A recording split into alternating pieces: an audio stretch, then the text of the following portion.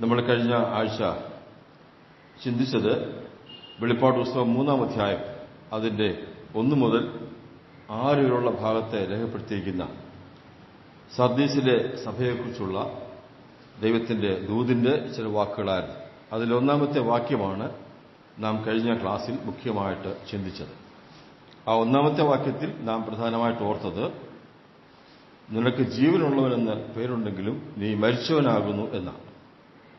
ആ മരിച്ചവനാകുന്നു എന്ന് പറഞ്ഞ വാക്കിന്റെ അർത്ഥം എന്താണ് എന്നാണ് നാം പ്രധാനമായി ചിന്തിച്ചത്.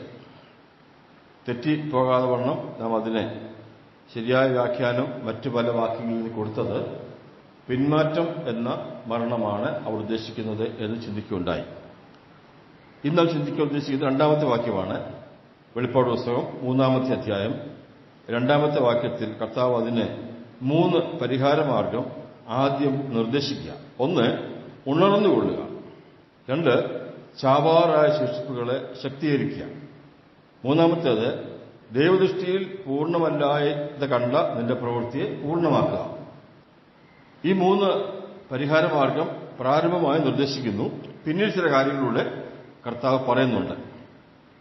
നമ്മൾ ഈ സഭകളെക്കുറിച്ച് പഠിച്ചപ്പോഴൊക്കെ പഠിച്ചുകൊണ്ടിരിക്കുന്നത് ആഴമേറിയ കാര്യങ്ങളൊന്നുമല്ല, നമ്മുടെ പ്രായോഗിക ജീവിതം മെച്ചപ്പെടുവാനുള്ള ദൈവിക ചിന്തകളാണ്. അങ്ങനെ ചില ലളിതമായ ആലോചനയാണ് നാം ചിന്തിക്കുന്നത്. അതുപോലെ തന്നെ ഇന്നും നമുക്ക് ഓർക്കാം. ഇവിടെ ആദ്യം പറഞ്ഞിരിക്കുന്നത്, നിന്റെ മരിച്ച അവസ്ഥയ്ക്ക് ഒരു പരിഹാരം ഉണ്ടാകണം.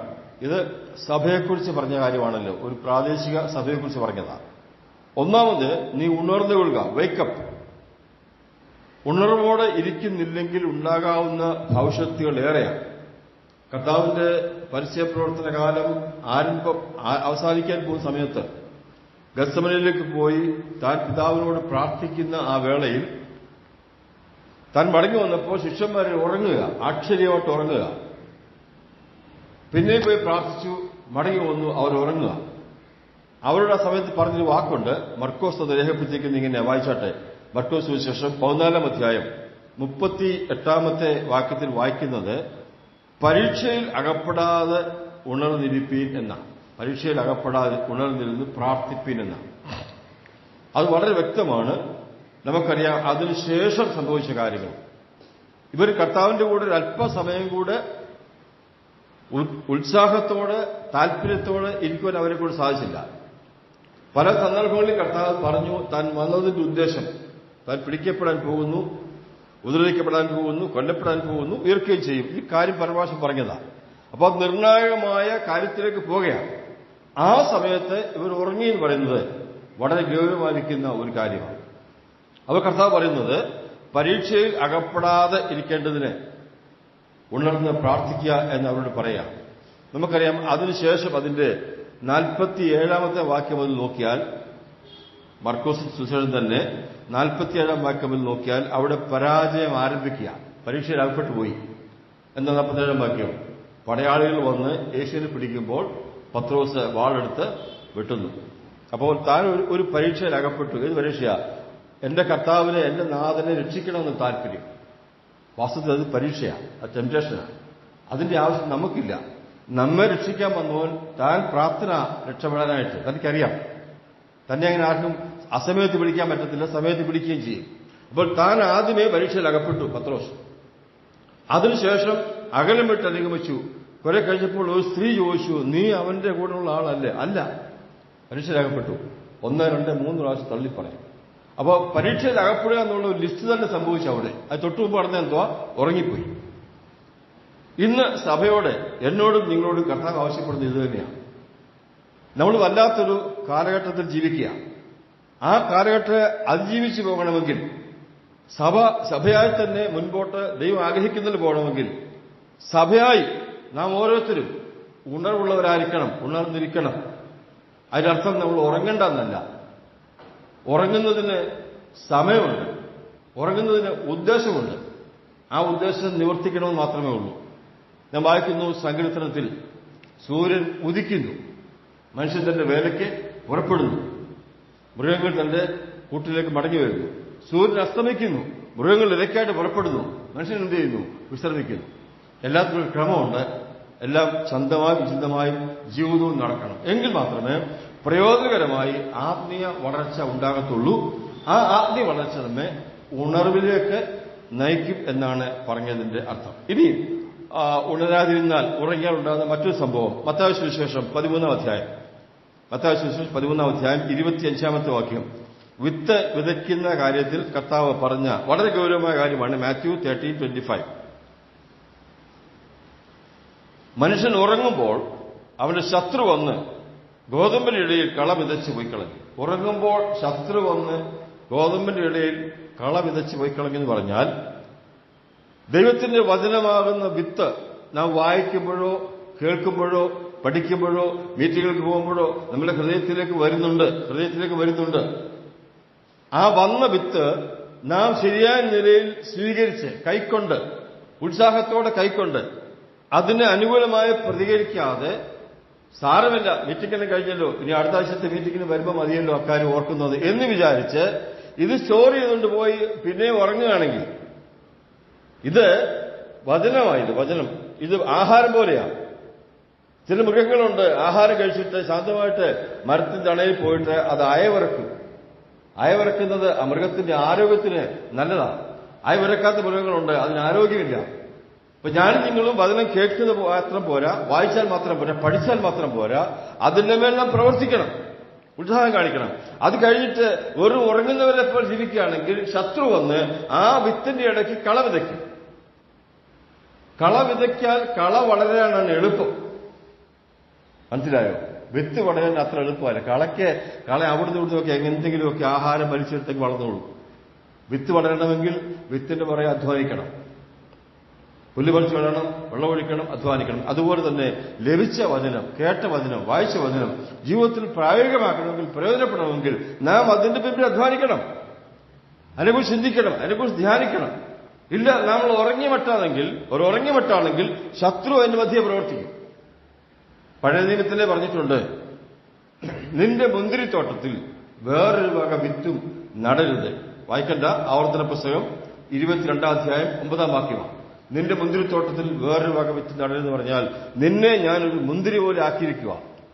ഇസ്രായേലിനെ മുന്തിരി ആക്കിയിട്ട് പറഞ്ഞിട്ടുണ്ട്, യെശയ്യാ 5-ൽ പറഞ്ഞിട്ടുണ്ട്. കർത്താവ് തന്നെ പറഞ്ഞു, ഞാൻ സാക്ഷാൽ മുന്തിരി വള്ളിയാവുന്നു, നിങ്ങൾ കൊമ്പുകളാവുന്നു. നമ്മളെ മുന്തിരിയാക്കി വെച്ചിരിക്കുക. അതിനിടയ്ക്ക് മറ്റൊരു വിത്ത് കൊണ്ട് നട്ടു കഴിഞ്ഞാൽ ആ വിത്ത് ഈ മുന്തിരിയുടെ ഫലം കൂടെ അല്ലെങ്കിൽ നന്മ കൂടെ വലിച്ചെടുത്തിട്ട് മുന്തിരിയുടെ ഫലത്തെ കുറവാക്കി കളയും. മുന്തിരി ദൈവത്തെ മനുഷ്യനെ സന്തോഷിപ്പിക്കാൻ കഴിവുള്ള, ജ്യൂസ് കൊടുക്കാൻ കഴിവുള്ള ഒരു ഫലം അതില്ലാതെ പോകുവാൻ സാധ്യതയുണ്ട്. അതുകൊണ്ട് മറ്റൊരു വിത്ത് നമ്മുടെ കേൾവിമേൽ, നമ്മുടെ വചനത്തിനുമേൽ, നമ്മുടെ പഠനത്തിനുമേൽ വന്നു വീഴാതിരിക്കേണ്ടതിന് നാം ഉണർവുള്ളവരായിരിക്കണം.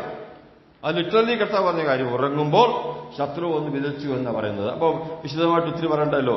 ഇനി ഒരു വാക്യം വായിക്കാം. റോമാലേഖനം 13-ാം അധ്യായം ഉറങ്ങുന്ന കാര്യത്തെക്കുറിച്ച് പറയുമ്പോൾ റോമൻസ് ചാപ്റ്റർ 13:11. റോമാലേഖനം 13-ാം അധ്യായം അതിന്റെ 11-ാമത്തെ വാക്യത്തിൽ പൗലോസ് കാലം അടുത്തിരിക്കുന്നു, കർത്താവ് വരാൻ സമയമായി എന്ന് പ്രബോധിപ്പിക്കുക. വായിച്ചാട്ടെ. റോമാലേഖനം 13-ാം അധ്യായം 11-ാം വാക്യം. ഇത് ചെയ്യേണ്ടത് ഉറക്കത്തിൽ നിന്ന് ഉണരുവാൻ നാഴിക വന്നിരിക്കുന്നു എന്നിങ്ങനെ നിങ്ങൾ സമയത്തെ അറിയായികയാൽ തന്നെ. സമയത്തെ അറിയായികയാൽ മുൻപ് പല കാര്യം പറഞ്ഞിട്ടുണ്ട്. സ്നേഹത്തിൽ കാര്യങ്ങൾ ചെയ്യണം, വിശ്വസ്തമായി ജീവിക്കണം, പല കാര്യം പറഞ്ഞിട്ടുണ്ട്. ഇത് ചെയ്യേണ്ടത് ഉറക്കത്തിൽ നിന്നുണരുവാൻ സമയം ഏറ്റവും അടുത്തിരിക്കുന്നു. നാം വിശ്വസിച്ചതിനേക്കാൾ രക്ഷ നമുക്ക് അടുത്തിരിക്കുന്നു എന്നോട് പറഞ്ഞിട്ടുണ്ട്. എന്ന് പറഞ്ഞതിന്റെ ആശയം നാം പാപത്തിൽ നിന്ന് രക്ഷപ്പെട്ടു, പാപത്തിന്റെ ശിക്ഷയിൽ നിന്ന് രക്ഷപ്പെട്ടു, പാപത്തിന്റെ ശക്തിയിൽ നിന്ന് രക്ഷപ്പെട്ടുകൊണ്ടിരിക്കുന്നു. പാപത്തിന്റെ സാന്നിധ്യത്തിൽ നിന്ന് നാം രക്ഷപ്പെട്ട് നമ്മൾ ശരീരത്തിന്റെ വീണ്ടെടുപ്പ് നടക്കാൻ പോകുകയാണ്, മഹത്വീകരിക്കപ്പെടാൻ പോകുകയാണ്. അത് കർത്താവിന്റെ വരവെങ്കിൽ സംഭവിക്കും. അത് വരുവാൻ സമയം അടുത്തിരിക്കുന്നു. അതുകൊണ്ട് അത് ഉറക്കത്തിൽ നിന്ന് എഴുന്നേറ്റ് പ്രവർത്തിക്കേണ്ടതുപോലെ സമയം ഏറ്റവും അടുത്തിരിക്കുന്നു എന്നാണ് പറഞ്ഞതിന്റെ ആശയം. അപ്പോൾ നമ്മൾ ഉറങ്ങാതെ ഉണർവോടെ ഉന്മേഷത്തോടെ ഇരിക്കേണ്ടതിന്റെ ആവശ്യം കർത്താവ് പറഞ്ഞ വാക്ക് തന്നെയാണ്. ഒന്ന്, പരീക്ഷയിലകപ്പെടാതിരിക്കേണ്ടത്. രണ്ടാമത്, ശത്രു വന്ന് നാം കേട്ട വചനത്തിന്റെ കൂടെ ആവശ്യമില്ലാത്ത കാര്യങ്ങളെ തന്ന് സംശയം ജനിപ്പിച്ച് നമ്മുടെ വളർച്ചയെ തടസ്സപ്പെടുത്താതിരിക്കേണ്ടത്. മൂന്നാമത്തേത്, കർത്താവ് ഏത് സമയത്തും വരാം. അതുകൊണ്ട് നാം ഉണർവുള്ളവരായിട്ട് ഇരിക്കണം. കർത്താവ് വരുവാൻ താമസിക്കുന്നു എന്നുള്ളതുകൊണ്ട് സംഭവിക്കാവുന്ന ഒരു കാര്യമാണ് ഉറക്കം. കർത്താവ് തന്നെ പറഞ്ഞ രൂപമയുണ്ടല്ലോ 10 കന്യകമാരുടെ കാര്യം. 10 പേരും മണവാളന്റെ വരവിന് വേണ്ടി കാത്തിരിക്കുക. 10 പേരുടെയും വിളക്കുണ്ട്, 10 പേരും കാത്തിരിക്കുക. അവിടെ വായിക്കുന്നത് മണവാളൻ താമസിച്ചപ്പോൾ എല്ലാവരും മയക്കം പിടിച്ച് ഉറങ്ങി. 5 പേരല്ല, 10 പേര് ഉറങ്ങി. നല്ല കന്യകമാർ ഉറങ്ങി, അല്ലാത്തവർ ഉറങ്ങി. അപ്പൊ ഈ ഉറക്കമെന്ന് പറഞ്ഞൊരു വല്ലാത്ത കാര്യമാണ്. കർത്താവ് വരാൻ താമസിക്കുന്നോ? നമ്മുടെ ദൃഷ്ടിയിൽ കർത്താവ് വരാൻ താമസിക്കുന്നു. നമ്മുടെ ദൃഷ്ടിയിൽ വന്നില്ലല്ലോ ചിന്തിക്കുന്നു. എത്ര വർഷമായി നമ്മൾ തന്നെ പ്രസംഗിക്കുകയും വിശ്വസിക്കുകയും ചെയ്യുന്നു, ഇതുവരെ വന്നില്ലല്ലോ. അത് താമസമല്ല. താൻ വരും സമയത്ത് നമ്മൾ കർത്താവ് വരാൻ താമസിക്കുന്നു എന്ന ചിന്തയിൽ മന്ദീഭവിച്ചു പോകാനായിട്ട് പാടില്ല. അതേ അധ്യായത്തിൽ തന്നെ കർത്താവ് വേറെ കാര്യം പറഞ്ഞിട്ടുണ്ടായി. മുമ്പുള്ള അധ്യായത്തിൽ ഒരു യജമാനൻ വിദേശത്ത് പോയപ്പോൾ ദാസനെ വിളിച്ച് കാര്യങ്ങളൊക്കെ ഏൽപ്പിച്ചു. പിന്നെ വായിക്കുന്നത് യജമാനൻ വരുവാൻ താമസിക്കുന്നത് കണ്ടപ്പോൾ അവർ മറ്റു ദാസന്മാരെ ഉപദ്രവിക്കാൻ തുടങ്ങി. 24 അധ്യായത്തിലുണ്ട്. എന്ന് പറഞ്ഞതിന്റെ അർത്ഥം ഞാൻ കർത്താവ് വരാൻ താമസിക്കുന്നതുകൊണ്ട് നമ്മൾ ആർക്കും ഉപദ്രവമായി തീരരുത്. മനസ്സിലായോ? സംസാരത്തിലോ പ്രവൃത്തിയിലോ സ്വഭാവത്തിലോ കർത്താവിനെ കുറിച്ചുള്ള ചിന്തന ഗ്രഹിച്ചാൽ മതി. അങ്ങനെ ആ ഉപദ്രവത്തിലൊന്നും പോകാൻ പറ്റത്തില്ല. ആരെ ശല്യപ്പെടുത്താൻ നമ്മളെ കൊണ്ട് സാധിക്കത്തില്ല. ലളിതമായ ചില കാര്യങ്ങൾ പറഞ്ഞതേ ഉള്ളൂ. അപ്പൊ കർത്താവ് പറഞ്ഞ കാര്യത്തേക്ക് മടങ്ങി വരാം. വെളിപ്പാട് പുസ്തകം 3-ാം അധ്യായം അതിന് 2-ാമത്തെ വാക്യത്തിൽ വായിച്ചത്, ഒന്നാമത് നീ ഉണർന്നുകൊള്ളുക. എന്റെ പ്രിയ സഹോദരന്മാരെ, നമ്മളാവോളം നമുക്ക് ഉണർവോടെ ഇരുന്ന് കർത്താവിനെ മഹത്വപ്പെടുത്താം. രണ്ടാമത് പറഞ്ഞിരിക്കുന്നത് ചാവാറായ ശേഷിപ്പുകളെ ശക്തീകരിക്കുക. കഴിഞ്ഞ ആഴ്ച പറഞ്ഞത് ചത്തെന്ന അല്ലേ, നീ മരിച്ചവനെന്ന. ഇവിടെ പറഞ്ഞിരിക്കുന്നത് ചാവാറായ ശേഷിപ്പുകളെ എന്ന് പറഞ്ഞാൽ നമ്മൾ പഠിച്ചത് പിന്മാറ്റം എന്ന മരണമാണ് സംഭവിച്ചിരിക്കുന്നത്. ആ ചാവാറായ ശേഷിപ്പിനെ ശക്തീകരിക്കാനായിട്ട് കഴിഞ്ഞ ആഴ്ച പറഞ്ഞ 2 കാര്യങ്ങൾ തന്നെ ആവർത്തിച്ച് പറഞ്ഞിട്ട് അതിന് വേറൊരു ആശയം ഞാൻ പറയാം. ലൂക്കോസ് 10-ലുണ്ടല്ലോ, യെരുശലേമിൽ നിന്ന് എരിഹോവിലേക്ക് പോയ മനുഷ്യൻ കള്ളന്മാരുടെ കയ്യിൽ അകപ്പെട്ടു, അവരവനെ അർത്ഥപ്രാണനായി വിറ്റച്ച് പോയി. ഈ അർത്ഥപ്രാണനായിട്ട് കിടക്കുന്ന മനുഷ്യന് ചാവാറായ മനുഷ്യനാണ്. അവന് ശക്തിയില്ല. അവൻ ചാവാറായവനാണ്, അവന് ശക്തിയില്ല, അവനെക്കൊണ്ട് ഒന്നും സാധ്യമല്ല. അതില് വഴി നടന്നു പോയ 2 പേര് സഹായിപ്പാന് അർഹതയുള്ളവരാ, ഉത്തരവാദിത്തമുള്ളവരാ, ലേവ്യനും പുരോഹിതനും. 2 പേര് ചെയ്തില്ല. മൂന്നാമത് വന്നയാളാരാ? ശമര്യൻ ചെയ്യേണ്ട കാര്യങ്ങള് ചെയ്തു. അതുകൊണ്ടാണല്ലോ ഇന്നും നമ്മൾ പല പ്രസ്ഥാനങ്ങൾക്ക് പേരിട്ടിരിക്കുന്നത് ഗുഡ് സമരിറ്റൻ, നല്ല സമരക്കാരൻ. അതാരാ? അതുകൊണ്ട് കർത്താവിനെ കുറിച്ചാണ് പറയുന്നത്. നമുക്ക് നന്മ ലഭിക്കാൻ അർഹതയില്ലാത്ത സ്ഥാനത്തു നിന്നാണ് ലഭിച്ചതെന്നതിന്റെ അർത്ഥം. കർത്താവ് നമ്മളെ തേടി വന്ന് അർത്ഥപ്രാണരായ നമ്മളെ ചാവാറായ ശേഷിപ്പായി കിടന്ന് നമ്മളെ അവനെടുത്തു. എന്നിട്ട് പറഞ്ഞെന്നറിയാമോ? ഒരു സ്ഥലത്ത് കൊണ്ടാക്കി. ലൂക്കോസ് 10-ന്റെ 33-ാം വാക്യം വായിച്ച്. സത്ര സൂക്ഷിപ്പുകാരെന്ന് വാക്കുണ്ടോ? സത്രക്കാരെന്ന് വാക്കുണ്ടോ? ലൂക്കോസ് 10-ന്റെ 30. സത്രത്തിൽ കൊണ്ടാക്കിയിട്ട് 2 വെള്ളിക്കാശ് കൊടുത്തിട്ട് സത്രക്കാരനോട് പറഞ്ഞു. 33. ആ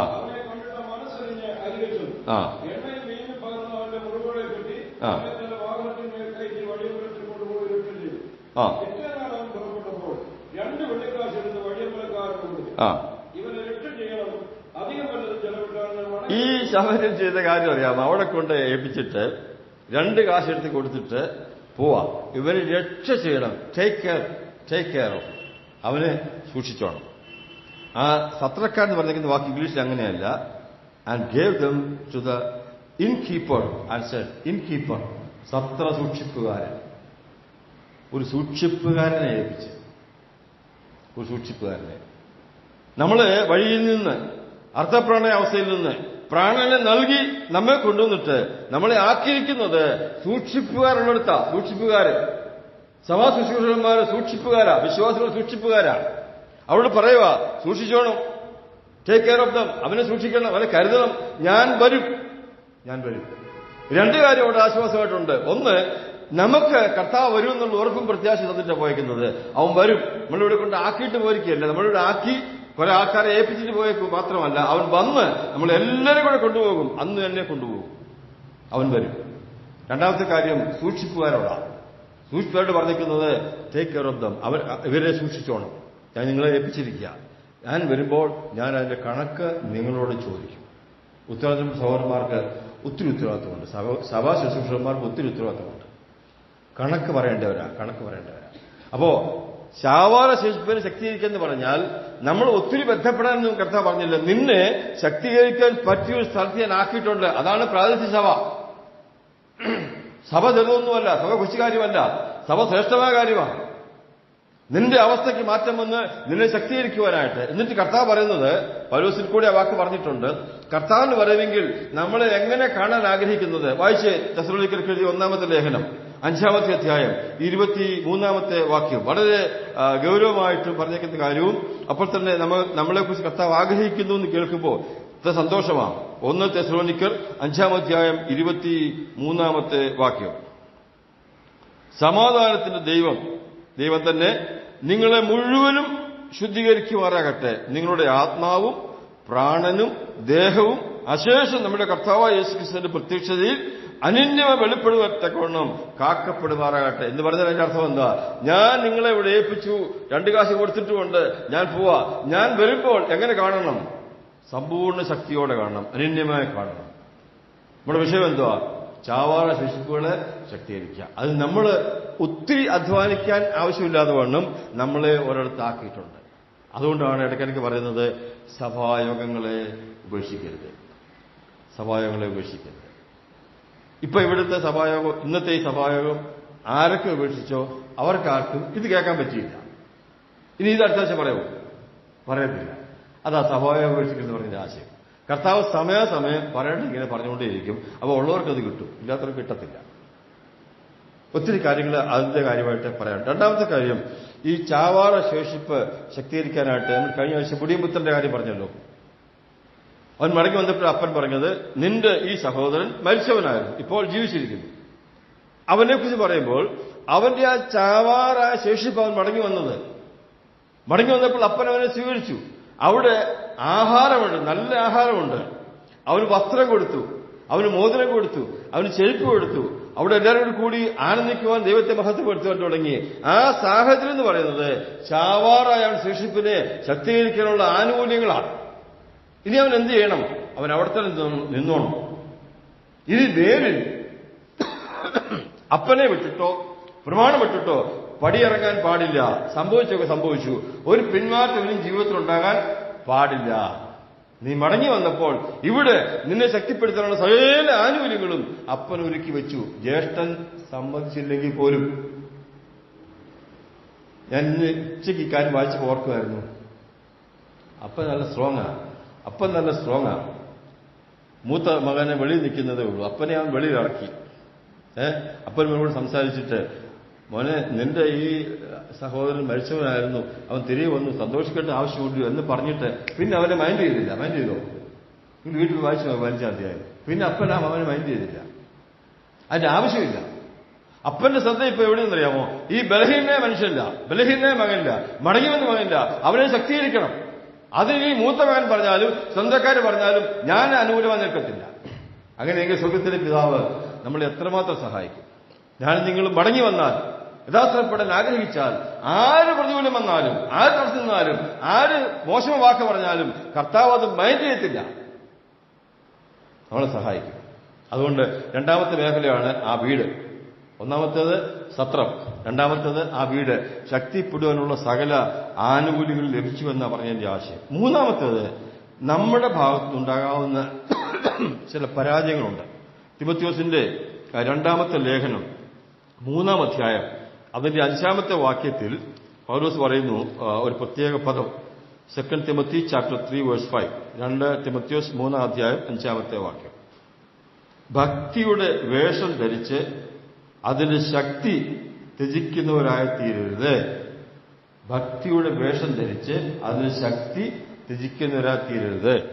അങ്ങനെയെങ്കിൽ ചാവാറായ ശേഷിപ്പുകളെ ശക്തീകരിക്കുക എന്ന് പറഞ്ഞതിന്റെ പിൻപിൽ നമ്മൾ ഭക്തിയോടെ ജീവിക്കണം. ഭക്തിക്ക് ഒരു ശക്തിയുണ്ട്.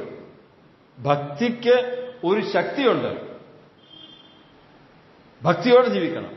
ഭക്തിയുടെ വേഷമാണ് ധരിക്കുന്നതെങ്കിൽ ശക്തിയില്ല. അതാണ് നമ്മുടെ അവസ്ഥയ്ക്ക് കാരണം. ഇനി അതെന്ത് ചെയ്യണം? അത് നമ്മൾ തന്നെ ചെയ്യണം. ഒന്ന് സഭ, മറ്റേത് കുടുംബം. 3-ാമത് വരുമ്പോൾ ഞാൻ തന്നെ എന്റെ ചാവാറ ശേഷിപ്പിനെ ശക്തീകരിക്കണമെങ്കിൽ ഞാൻ ഭക്തിയുടെ വേഷം കൊണ്ട് മാറ്റിവെച്ചിട്ട് യഥാർത്ഥ ഭക്തനായിട്ട് ജീവിക്കണം. അതിനൊരു ശക്തിയുണ്ട്. ഭക്തിക്കൊരു ശക്തിയുണ്ട്. ഭക്തിയോടെ ഉള്ള ജീവിതത്തിൽ ശക്തിയുണ്ട്. ഭക്തിയോടുള്ള പ്രാർത്ഥനയ്ക്കൊരു ശക്തിയുണ്ട്. ഭക്തിയോടുള്ള മറുപടിക്കൊരു ശക്തിയുണ്ട്. അത് അനുഭവിച്ചറിഞ്ഞെങ്കിലും അറിയത്തുള്ളൂ. അത് ഉറച്ചു പറയുന്നതുകൊണ്ടല്ല, ദേഷ്യപ്പെട്ട് പറയുന്നതുകൊണ്ടല്ല. ഭക്തി എന്ന് പറയുന്നത് ഭക്തി തന്നെയാണ്, സംശയമൊന്നുമില്ല. പല തെളിവുകൾ നമുക്ക് ബൈബിളുണ്ടല്ലോ. അത് ശക്തിയായിട്ട് ഇടപെട്ടു. ചില ഹൃദയങ്ങളെ തകർത്തിട്ടുണ്ട്, ചിലരെ മാനസാന്തരപ്പെടുത്തിയിട്ടുണ്ട്. അതുകൊണ്ട് നമുക്ക് ഭക്തിയോടെ ജീവിക്കാം. നമുക്കറിയാമല്ലോ, സംഖ്യാപുസ്തകത്തിൽ വായിക്കുന്നുണ്ടല്ലോ ബെലയാമിന്റെ ചരിത്രം. ബെലയാം ബാലാക്കിന്റെ നിന്ന് ധാരാളം പണം വാങ്ങിച്ചിട്ട് ഇസ്രായേൽ മക്കളെ ശപിച്ച് ബലഹീനരാക്കാനായിട്ട് ശ്രമിച്ചു. പരമാവധി ശ്രമിച്ചു കഴിഞ്ഞപ്പോഴും അത് സാധിക്കുന്നില്ല. ദൈവം അത് അനുവദിച്ചില്ല. അപ്പൊ താൻ ഇടയ്ക്ക് അവരെ അനുഗ്രഹിക്കുന്ന കുറിച്ച് വാക്ക് പറഞ്ഞു. 23 അധ്യായം സംഖ്യാപുസ്തകം 23 10 വാക്യം. താന് പറയുമ്പോൾ തന്റെ ഹൃദയത്തിൽ ഒരു ആഗ്രഹം താൻ പറയാം. ഒരാഗ്രഹം, അത് ആഗ്രഹം നടക്കുന്ന ആഗ്രഹമല്ല താൻ പറഞ്ഞത്. 23:10 ഭക്തൻ മരിക്കുന്നത് പോലെ ഞാൻ മരിക്കട്ടെ. ആരാ? ബെലയാം. കുഴപ്പമെല്ലാം കാണിച്ചു വെച്ച് ഇഷ്ടംപോലെ പണവും സ്വർണവും വെള്ളിയൊക്കെ മേടിച്ച് വീട്ടിൽ വെച്ചിട്ട് ഇസ്രായേൽ മക്കളെ ശപിക്കാൻ വന്നിട്ട് ശപിക്കാൻ കഴിയാതെ വന്നപ്പോൾ അവരുടെ ജീവിതത്തിൽ വലിയ കലക്കമുണ്ടാക്കത്തക്കതുപോലെ ദുർനടപ്പിന്റെ അഭിപ്രായം പറഞ്ഞു കൊടുത്തിട്ട് അവരെ വഞ്ചിച്ച് മനുഷ്യൻ പറയുക, ഭക്തൻ മരിക്കുന്നത് പോലെ ഞാൻ മരിക്കട്ടെ. എന്താ അങ്ങനെ പറയാൻ കാര്യം? അദ്ദേഹത്തിന്റെ വാക്ക് കേട്ടാൽ ആർക്കും തോന്നിപ്പോ ഇതുപോലെ ഭക്തനാ ആയിട്ട് ആരുമില്ല. ഇസ്രായേൽ മക്കളെ ശപിക്കാൻ ഒക്കത്തില്ല, ദൈവം അനുഗ്രഹിച്ചവരാണ്, അവരെ തളിച്ചു വാർത്തി ജനമാണ്, ഞാൻ അവരെ അവിടെ കണ്ടു, ഞാൻ അവരിവിടെ കണ്ടു. വാക്ക് കേട്ട് കഴിഞ്ഞാൽ ഇത്ര ഭക്തിയോട് സംസാരിക്കുന്ന മനുഷ്യൻ എന്നിട്ട് വാക്കോടെ പറയാ ഭക്തൻ മരിക്കുന്ന പോലെ ഞാൻ. എങ്ങനെ മനുഷ്യനറിയാമോ? ഇസ്രായേൽ മക്കൾ കൊന്നവരുടെ കൂട്ടത്തിൽ ബേലിന്റെ മകനായ ബെലയാമിനെ വാളുകൊണ്ട് കൊന്നു. യോശുവ പുസ്തകം 13 അധ്യായം. വാളുകൊണ്ട് കൊന്നു. എന്താ അങ്ങനെ സംഭവം എന്നറിയാമോ? സംഭവം ചോദിച്ചാൽ ഞാൻ ഈ വാക്ക് വായിക്കുമ്പം എന്റെ ഓർമ്മയിൽ വരുന്നത് 25-40 ഒരു 40 വർഷം മുമ്പുള്ള സംഭവമാണ്. ഒരു കൺവെൻഷൻ പ്രസംഗം കേട്ടുകൊണ്ടിരിക്കുമ്പോൾ കർത്താവ് പരാതനായ ഇ.ടി. മത്തച്ചൻ ഈ വാക്കെടുത്തിട്ട് ചോദിച്ചു, പൊതുജനങ്ങളോട് ചോദിച്ചു, ഭക്തൻ മരിക്കുന്നത് പോലെ ഞാൻ മരിക്കട്ടെ എന്ന് ഇദ്ദേഹം പറഞ്ഞു. ഭക്തൻ മരിക്കുന്ന പോലെ മരിക്കണമെങ്കിൽ എങ്ങനെ ജീവിക്കണമെന്ന് ചോദിച്ചു. അപ്പൊ ജനങ്ങളെല്ലാം ഒരുപോലെ പറഞ്ഞു, ഭക്തനെ പോലെ ജീവിക്കണമെന്ന്. അദ്ദേഹം പറഞ്ഞു, അല്ല, ഭക്തനായിട്ട് ജീവിക്കണമെന്ന്. വ്യത്യാസം മനസ്സിലായോ? നമ്മൾ പറയും എങ്ങനെ ജീവിക്കുന്നേ? ഭക്തനെ പോലെ ജീവിച്ചാൽ പോരാ, ഭക്തനായി ജീവിക്കണം. ഇപ്പോഴും ഞാൻ ആ വാക്ക് എനിക്ക് ഓർമ്മയുണ്ട്. 40 വർഷത്തിൽ കൂടുതലായി ആ പുസ്തകം കേട്ടിട്ട്. അപ്പൊ ഇവിടെ വായിക്കുന്നത് ഭക്തിയുടെ വേഷം ധരിച്ച് അതിന്റെ ശക്തി ത്യജിക്കുന്നതുകൊണ്ടാണ് നമുക്ക് ശക്തിയില്ലാത്തത്. അങ്ങനെയെങ്കിൽ നമ്മൾ ഭക്തരായാൽ മതി, നിശ്ചയമായിട്ടും നമുക്ക് ചാവാറ ശേഷിപ്പിൽ നിന്നൊരു മടങ്ങിവരം ഉണ്ടാകുമെന്ന് പറഞ്ഞതിന്റെ ആശയം. ഇനി ഈ ശക്തി കുറയാൻ 1-2 കാര്യങ്ങൾ പറയണം. അതാവശ്യമാണ്. നമ്മൾ ചിന്തിക്കുന്നത് ലളിതമായ ഒരു പഠനമാണല്ലോ. ശക്തിയില്ലാത്തത്, ശരീരത്തിൽ ശക്തിയില്ലാത്തതിന് കാരണമുണ്ട്. ശരീരത്തിൽ ശക്തിയില്ലാത്തൊരു കാരണം ഒന്ന് ആഹാരത്തിന്റെ കുറവാണ്, അല്ലേ? ആണ്. 2 ആരോഗ്യത്തിന്റെ കുറവ്. ആരോഗ്യത്തിന് വെച്ചാൽ രോഗമുള്ളതുകൊണ്ടാണ്. അപ്പൊ ആഹാരം കഴിച്ചാൽ ശക്തി ഉണ്ടാകും, മരുന്ന് കഴിച്ചാലും ശക്തി ഉണ്ടാകും. ഇതുപോലെ തന്നെയാണ് വിശ്വാസിക്ക് ആഹാരത്തിന്റെ കുറവുണ്ട്. ഇപ്പോൾ ജനിച്ച ശിശുക്കളെ പോലെ രക്ഷയ്ക്കായി വളരുവാൻ വചനമെന്ന വായമില്ലാത്ത പാൽ കുടിക്കാൻ പറഞ്ഞിരിക്കുന്നത് പുതിയ വിശ്വാസികളോടല്ല, എല്ലാ വിശ്വാസികൾക്കും എക്കാലത്തും ആ മനോഭാവം വേണമെന്ന് പറഞ്ഞതിന്റെ ആശയം. ഇപ്പൊ ജനിച്ച ശിശുവിനെ പോലെ ആയിരിക്കണം നമുക്ക് ആ താല്പര്യം എന്ന് പറഞ്ഞതിന്റെ ആശയം. ആ ആശയം, ആഗ്രഹം നമുക്കുണ്ടോ? 2 ബലഹീനത്ത് വായിക്കുന്നു, കാലം നോക്കിയാൽ ഉദർശക്കന്മാരൽപ്പാൻ കാലമായി ഇപ്പോഴും പാല കുടിക്കുന്നത്. കട്ടിയുള്ള ആഹാരം കഴിച്ചു തുടങ്ങിയില്ല. കട്ടിയുള്ള ആഹാരം കഴിക്കണം. കർത്താവ് പറഞ്ഞു, മനുഷ്യൻ അപ്പം കൊണ്ട് മാത്രമല്ല ദൈവത്തിന്റെ വായിൽ വരുന്ന വചനം കൊണ്ട് ജീവിക്കും. അപ്പം ശരീരത്തെ പോഷിപ്പിക്കുമെങ്കിൽ വചനം ആത്മാവിനെ പോഷിപ്പിക്കും. അപ്പൊ നമ്മുടെ അകത്തെ മനുഷ്യൻ ശക്തിപ്പെടണമെങ്കിൽ വചനം നന്നായിട്ട് പഠിക്കണം, പ്രാപിക്കണം, വചനം ധ്യാനിക്കണം, വചനം അനുസരിക്കണം. രണ്ടാമത്തെ കാര്യം, ഈ എത്ര കഴിച്ചാലും ആരോഗ്യം വരാത്ത ചില ആൾക്കാരുണ്ട്. കഴിച്ചതിന്റെ കുറവല്ല, ആരോഗ്യം വരാത്തതിന്റെ കാരണം കഴിക്കുന്നതൊക്കെ വയറ്റിലോട്ട് ചെന്നാൽ ആ കഴിക്കുന്നതിനെ അഴിച്ചു മാറ്റുന്ന ചില കൃമികൾ വയറ്റിലുണ്ട്. മനസ്സിലായോ? കൃമി ഉണ്ടെങ്കിൽ ആരോഗ്യം വരുമോ? ഇല്ല. അതിനെന്ത് ചെയ്യണം? വായിച്ചു, ലളിതമായ മാർഗം വായിച്ചു. 1 പത്രോസ് 2:1-2 വാക്യം. വചനമെന്ന മായമില്ലാത്ത പാൽ കുടിക്കുന്നതിന് മുമ്പ് എന്ത് ചെയ്യണമെന്നാണ് പറഞ്ഞിരിക്കുന്നത്. ആകയാൽ സകല ദുഷ്ടതയും, കുറച്ചൊന്നുമല്ല, എല്ലാ ചതിവും, വ്യാജഭാവവും, അസൂയയും എല്ലാ നുണയും നീക്കി കളഞ്ഞിട്ട് വേണം പാല് കുടിക്കാൻ. ഇതെല്ലാം കൊച്ചു കൊച്ചു കൃമികളാ ഉള്ളിലുണ്ട്, അറിയാം, എന്റെ ഉള്ളിലുണ്ടെന്ന് എനിക്കറിയാം. എന്നിട്ട് ഞാൻ എന്ത് ചെയ്യുക? ഭക്തിയുടെ വേഷം ധരിച്ച് ഇങ്ങനെ പഠിച്ചോണ്ടിരിക്കുക, പ്രസംഗിച്ചുകൊണ്ടിരിക്കുക. ഞാൻ ശക്തിപ്പെടത്തില്ല. പത്രോസ് പറയുന്നത് വിശ്വാസികളോടാണ്. ഉണ്ടെങ്കിൽ നീക്കണമെന്നാണ് പറഞ്ഞത്. അല്ല, ഉണ്ടെങ്കിൽ നീക്കാനല്ല പറഞ്ഞത്. എല്ലാ നുണയും, എല്ലാ ചതവും, എല്ലാ വ്യാജഭാവവും നീക്കാൻ തന്നെ പറഞ്ഞത്. നീക്കിയിട്ട് വേണം പാല് കുടിക്കാൻ. നമുക്ക് ശക്തിപ്പെടാം. കർത്താവ് നമ്മളെക്കുറിച്ച് അങ്ങനെ ആഗ്രഹിക്കുന്നു, സഭയെക്കുറിച്ച് അങ്ങനെ ആഗ്രഹിക്കുന്നു. ശക്തിപ്പെടാം. ഇനിയും ശക്തിപ്പെടാനുള്ള ഒരു തടസ്സം കൂടെ പറഞ്ഞ് ഞാൻ അവസാനിപ്പിക്കാം. ആ ഭാഗം നമുക്ക് തീർക്കാം. അത് തിരുവത്താഴത്തെക്കുറിച്ച് പറയുമ്പോൾ പൗലോസ് പറഞ്ഞു, തന്നെത്താൻ ശോധന ചെയ്തിട്ട് വേണം ഈ അപ്പം തന്നെയും പരമാർത്ഥം കുടിക്കുകയും ചെയ്യുവാൻ. അത് ശരീരത്തെ വിവേചിക്കാൻ ചെയ്യുന്നുവെങ്കിൽ നാം ശിക്ഷാവധി തിന്നുകയും കുടിക്കുകയും ചെയ്യുന്നു. ഇത് ഹേതുവായി നിങ്ങളിൽ ചിലർ രോഗികൾ, ചിലർ ബലഹീനർ. മനസ്സിലായോ? അപ്പൊ നമ്മുടെ ബലഹീനതയ്ക്ക് കാരണം, മറ്റൊരു കാരണം എന്തുവാ? അയോഗ്യമായിട്ട് അപ്പം തിന്നുന്നതാണ്.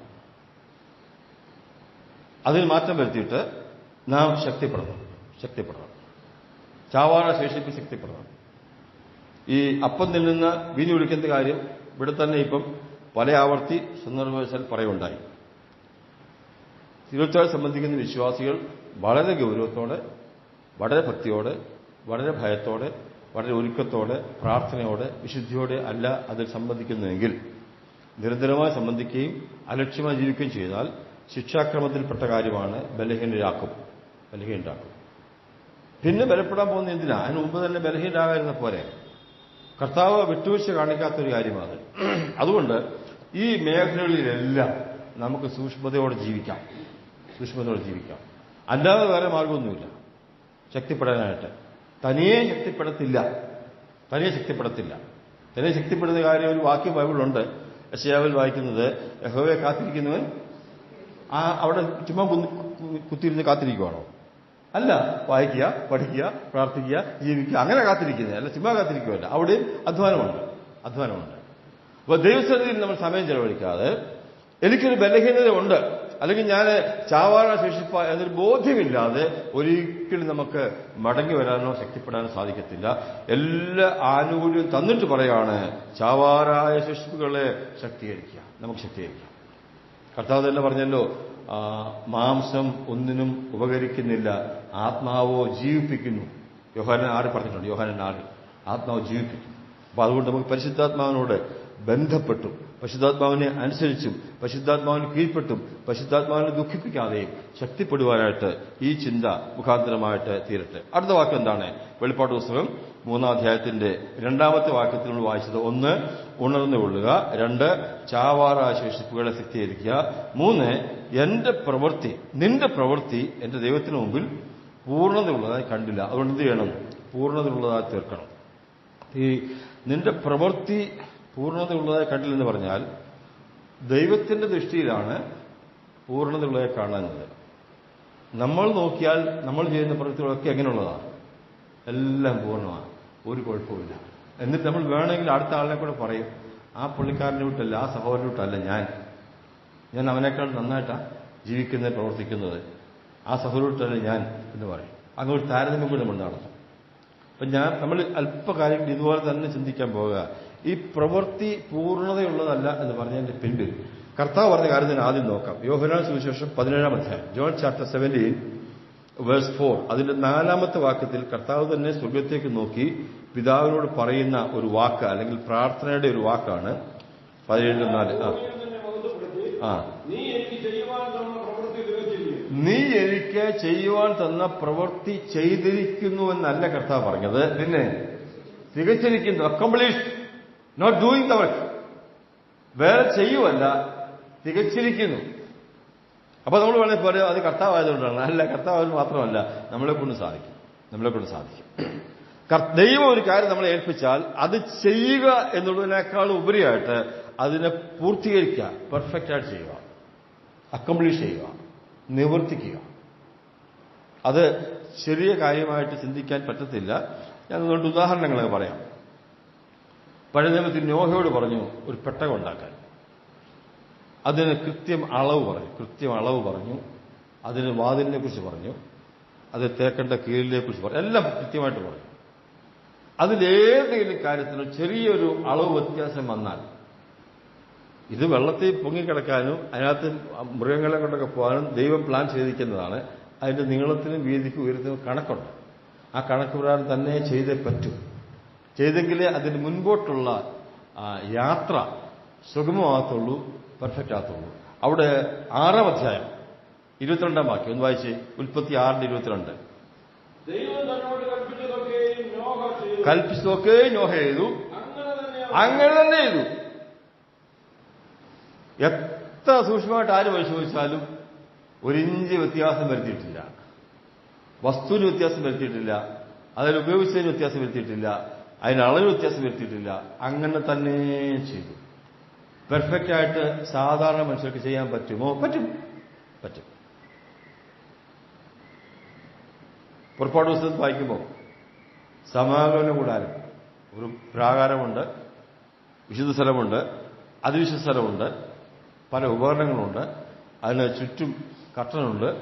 എത്ര ഭംഗിയായിട്ട് ആ കാര്യം ചെയ്യുന്നത്. അതിനെക്കുറിച്ച് ആ ഭാഗം പഠിക്കുകയും അതിന്റെ കളറും അതിന്റെ വലുപ്പവും അതിന്റെ അളവും ഒക്കെ മനസ്സിലാക്കുമ്പോൾ നമ്മൾ അത്ഭുതപ്പെട്ടു പോകും. ഇത്ര കൃത്യമായിട്ട് ഇതിനെ കർത്താവ് ഇങ്ങനെ പറയുന്നത്. അതെ, കൃത്യമായിട്ട് പറഞ്ഞിരിക്കുന്നത്. അത് നീ പർവ്വതത്തിൽ കണ്ട മാർഗപ്രകാരം തന്നെ ചെയ്യണം. അത് ചെയ്യാൻ ചില ആൾക്കാരെ പ്രത്യേകം ആത്മബലം കൊടുത്ത് നിയോഗിച്ചെന്ന് വാക്യമുണ്ട്. എല്ലാം ശരിയാക്കി 40-ാം അധ്യായത്തിലേക്ക് വന്നേ. Exodus chapter 40 40-33.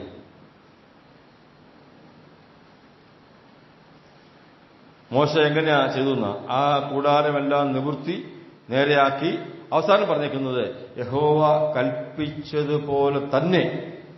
യഹോവ കൽപ്പിച്ചത് 40 അവസാന വാക്യം ഭാഗം എന്തുവാ?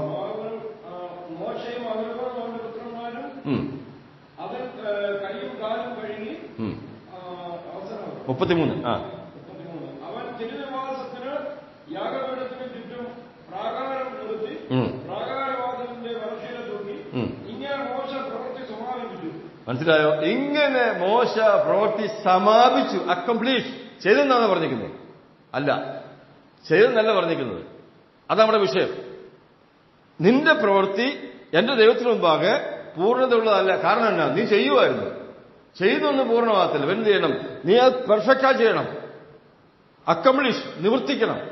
മോശ ഒരു കണക്ക് വ്യത്യാസമില്ലാതെ ചെയ്തു കൊടുത്തു. അടുത്ത വാക്കെന്താ വായിക്കുന്നറിയാമോ? അപ്പോൾ. അങ്ങനെയാണോ?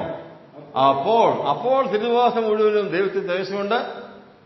ഒരല്പ വ്യത്യാസം അളവിൽ വന്നിരുന്നെങ്കിലോ? ഒരാളിനകത്ത് മഹത്വം വരുത്തൊന്നുമില്ല. ഇന്ന് പ്രാദേശിക സഭകളിൽ ദൈവത്തിന്റെ മഹത്വം വെളിപ്പെടുന്നുണ്ടോ? ആരാധനായോഗത്തിൽ, പ്രാർത്ഥനായോഗത്തിൽ, പാട്ടുപാടുമ്പോൾ, ശുശ്രൂഷിക്കുമ്പോൾ ദൈവത്തിന്റെ മഹത്വം വെളിപ്പെടുന്നുണ്ടോ?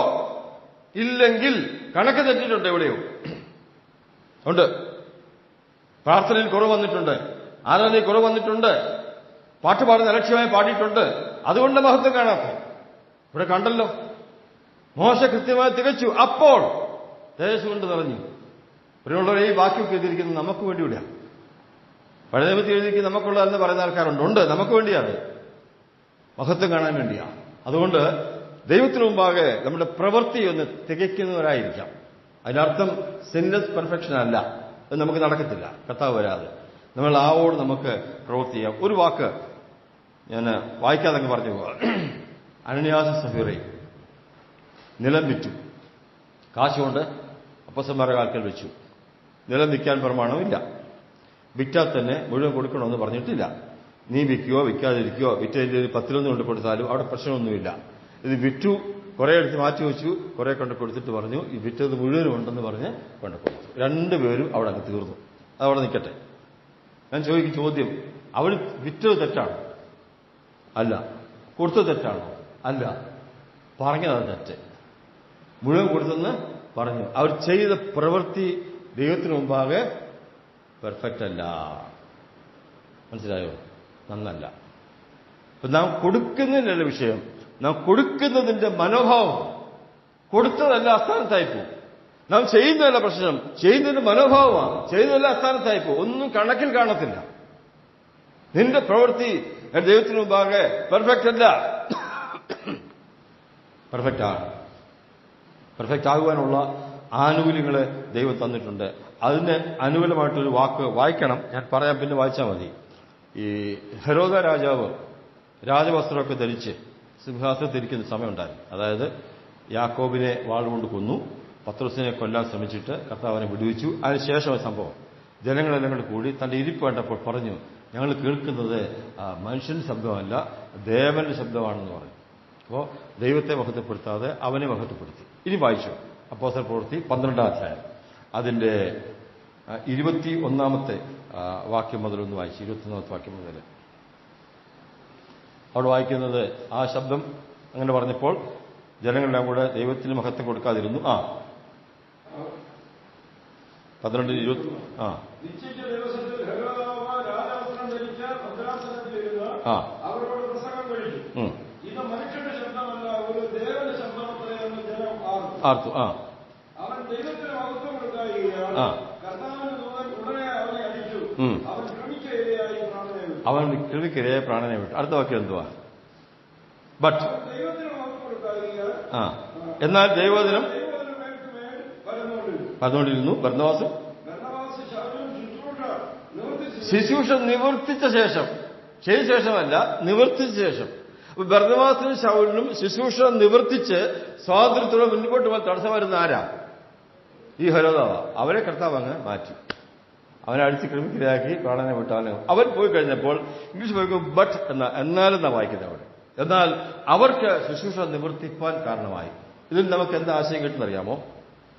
ഹെരോഡിയൻസ്, ഹെരോദാവ് എന്ന് പറയുന്നത് ഒരാളിന്റെ മാത്രം പേരല്ലല്ലോ, ആ രാജാക്കന്മാരുടെ പേരാ. ഫറവോന്റെ കാര്യം പറഞ്ഞ പോലെ ഈ ഹെരോദാവിന്റെ സ്വഭാവം പറഞ്ഞാൽ, ഒന്ന്, ഹെരോദാവിൽ ദുർനടപ്പുണ്ട്. 2, ഹെരോദാവിൽ പൊളിറ്റിക്സ് ഉണ്ട്. 2 പേരെ പക്ഷം പിടിച്ച് 3-ാമത്തെ ആളെ അറ്റാക്ക് ചെയ്യും. 3, ഹെരോദാവ് കർത്താവിന്റെ കാലം സംഭവിച്ച വാക്യം ഫേമസ് ആണല്ലോ, അന്ന് പിലാത്തോസും ഹെരോദാവും തമ്മിൽ സ്നേഹിതന്മാരായി. മുമ്പ് അവരാരായിരുന്നു? മിത്രങ്ങളായി. ഒരാളെ ക്രൂശിക്കാൻ.